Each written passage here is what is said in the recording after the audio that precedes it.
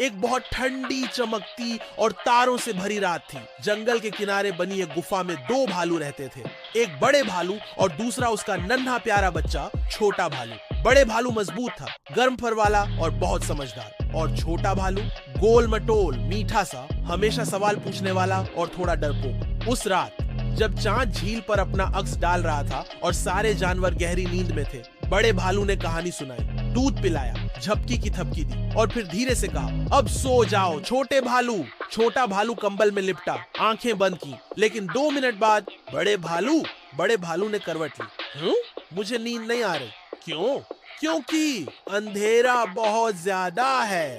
बड़े भालू मुस्कुराया, वो उठा और पास रखी छोटी सी लैंप जला दी। अब तो अच्छा लग रहा होगा शायद, छोटा भालू बोला और कंबल खींचकर मुंह ढक लिया, क्योंकि अंधेरा बहुत ज्यादा है।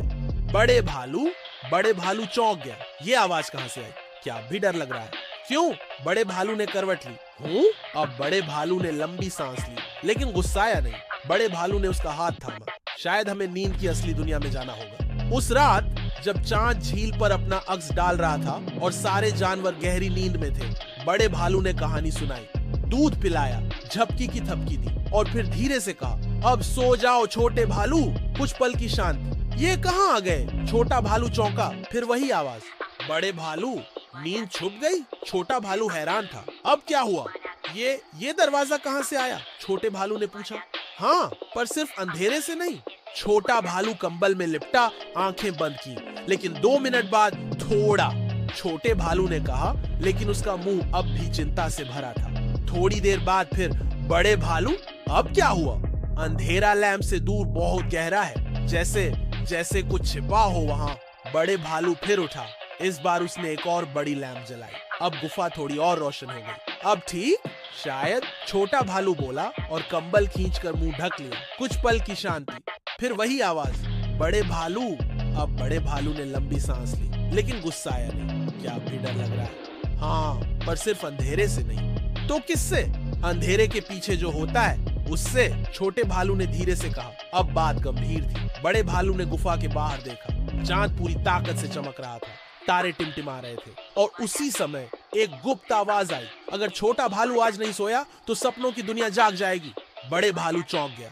ये आवाज कहां से आई? और तभी सामने दिखा एक छोटा सा नीला दरवाजा, जो पहले वहां नहीं था। ये दरवाजा कहां से आया? छोटे भालू ने पूछा। बड़े भालू ने उसका हाथ थामा। शायद हमें नींद की असली दुनिया में जाना होगा। और फिर उन्होंने वह नीला दरवाजा खोला और पहुंच गए एक जादुई जंगल में, जहां तितलियां सोने की थी, पत्तियां गुनगुना रही थी और बादल जमीन पर उतर आए थे। ये कहां आ गए? छोटा भालू चौंका। एक बूढ़ा उल्लू उड़कर आया। ये है सपनों का जंगल।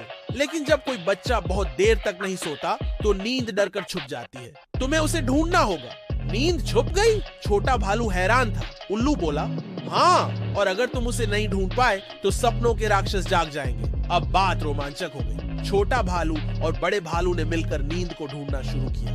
पहले वे गए नींद की झील में, जहां पानी में सपनों की झलक दिखती थी। झील के बीचों बीच एक जल परी बैठी थी। उसने कहा, नींद यहाँ नहीं है, लेकिन मैं तुम्हें उसकी खुशबू दे सकती हूँ। उसने छोटे भालू को एक नीला फूल दिया। जब ये खिल जाएगा नींद पास होगी। फिर वे पहुंचे कुशन के पहाड़, नरम नरम बादलों से बने। वहां सोए हुए भालू के आकार की परछाइयां थी। शायद कभी किसी ने सपना देखा था और वो यहीं रह गया। लेकिन नींद कहीं नहीं दिखी। अगर हम नींद को न ढूंढ पाए तो? छोटा भालू घबरा गया। बड़े भालू बोले, तुम डरोगे नहीं तो नींद खुद पास आ जाएगी। और तभी धप धप धप, धरती कांपने लगी। सपनों का राक्षस जाग गया है। उल्लू की आवाज गूंजी। एक काला सा, धुंधला सा, भयानक सा राक्षस उनके सामने था। उसकी आंखें सुर्ख लाल और आवाज गड़गड़ाहट जैसी। जिस बच्चे ने नींद को रोका है उसे मैं दुस्वप्न में बदल दूंगा, राक्षस बोला। छोटा भालू कांप गया, लेकिन तभी नीले फूल से तेज रोशनी निकली। छोटा भालू ने अपनी आंखें बंद की और कहा, मैं डरूंगा नहीं, मैं तैयार हूं नींद को गले लगाने के लिए। और उसी क्षण राक्षस की काया धुएं में बदल गई और वो आवाज आई, नींद लौट आई है, अब सपने दोबारा मीठे होंगे। छोटा भालू ने आंखें खोली। वो फिर से अपने बिस्तर में था। बड़े भालू पास ही थे, हाथ में नीले फूल की एक पंखुड़ी। क्या ये सपना था? छोटे भालू ने पूछा। बड़े भालू मुस्कुराए। शायद, पर अब तुम सो सकते हो। छोटा भालू आंखें बंद करता है, मुस्कुराता है और फुसफुसाता है, हाँ, अब तो मैं पूरी दुनिया की नींद लेकर सो सकता हूँ। उस रात जंगल में सबसे मीठा सपना छोटे भालू का था और गुफा के बाहर नीला दरवाजा फिर से गायब हो गया।